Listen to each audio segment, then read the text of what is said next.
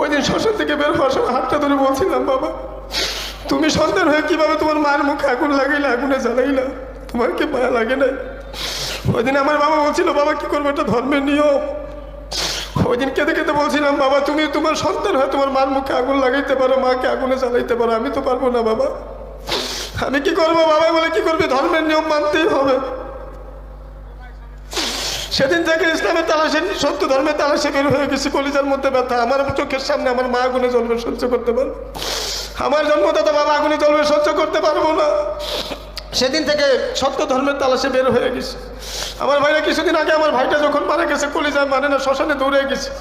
দূর থেকে তাকায় তাকায় দেখলাম আমার ভাইটাকে আগুনে জ্বালাই আমার নিজের বাবা নিজের হাতে পুরো সাই করে দিয়েছে। অনেকদিন কাঁদতে কাঁদতে দোয়া করতে করতে আজকে আপনাদের মাঝে আল্লাহ আমার বাবাকে কবুল করছে। এখন কালেমা পড়বে, মুসলমান হবে, সবাই আমার বাবার জন্য দোয়া করবেন। আমার বাবাকে নিয়ে যেন আমি জান্নাতে একসঙ্গে থাকতে পারি, আমার বাবাকে যেন আল্লাহ মাফ করে দেন।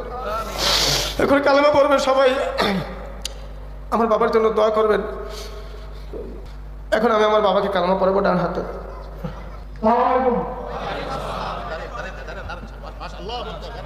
নারে তাকবীর, নারে তাকবীর। আমার ছেলে নেতা করি আজকে 15 বছর আগে জন্মগ্রহণ করেছে, কিন্তু আমি বিদায় ছিলাম, সেই জন্য আমি কোনো কিছু বলি না, আসলে করি না। এখন আমি আমার ছেলের বয়স শুনে, সবকিছু শুনে আমার মনে খুব আতঙ্কটা ঢাকা দিয়ে দিয়েছে। সেই জন্য আমি এখন শুনলাম, মুসলমান ছেলে আমি ইসলাম ধর্ম গ্রহণ করে দিয়েছি। আপনারা সবাই আমার জন্য দোয়া করবেন। সবাই আলহামদুলিল্লাহ বলি, সবাই আমরা আমরা পড়ুন আমার সাথে কালেমা তৈবা, লা ইলাহা ইল্লাল্লাহু মুহাম্মাদুর রাসূলুল্লাহ। কালেমা তৈবার অর্থ আল্লাহ তাআলা ব্যতীত আর কোনো মাবুদ নাই, হযরত মুহাম্মদ মুস্তাফা সাল্লাল্লাহু আলাইহি ওয়াসাল্লাম আল্লাহ তাআলার রাসূল। নারে তাকবীর, নারে তাকবীর। কুরআন সুন্নাহর আলো, মাশাআল্লাহ, আলহামদুলিল্লাহ।